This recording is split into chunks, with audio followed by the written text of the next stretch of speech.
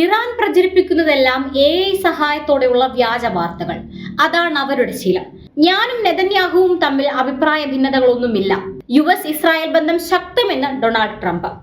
നിലവിലെ യുദ്ധവുമായി ബന്ധപ്പെട്ട് ഇറാൻ പ്രചരിപ്പിക്കുന്ന വ്യാജ വാർത്തകൾക്കെതിരെ രൂക്ഷ പ്രതികരണവുമായി US പ്രസിഡന്റ് ഡൊണാൾഡ് ട്രംപ്. യുദ്ധരംഗത്തെ വ്യാജ വിവരങ്ങൾ പ്രചരിപ്പിക്കാനും അമേരിക്കൻ കേന്ദ്രങ്ങൾക്ക് നേരെയുണ്ടായ ആക്രമണങ്ങളെക്കുറിച്ച് തെറ്റായ വിവരങ്ങൾ നൽകാനും അവർ ആർട്ടിഫിഷ്യൽ ഇന്റലിജൻസ് ഉപയോഗിക്കുകയാണെന്ന് അദ്ദേഹം ആരോപിച്ചു. എയർഫോഴ്സ് 1 വിമാനത്തിൽ വെച്ച മാധ്യമങ്ങളോടും അതുകൂടാതെ തന്റെ സോഷ്യൽ മീഡിയ പ്ലാറ്റ്ഫോമിലൂടെയുമാണ് ട്രംപ് തന്റെ പ്രതികരണം രേഖപ്പെടുത്തിയത്.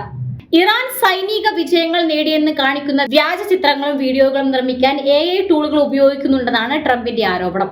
ചാവേർ ബോട്ടുകൾ, USS എബ്രഹാം ലിങ്കൺ കപ്പലിന് നേരെ നടത്തിയ ആക്രമണം, ഇറാനിലെ സർക്കാർ അനുകൂല റാലികൾ എന്നിവയുടെ ദൃശ്യങ്ങളെല്ലാം ഇത്തരത്തിൽ നിർമ്മിച്ചതാണെന്ന് അദ്ദേഹം ചൂണ്ടിക്കാട്ടി.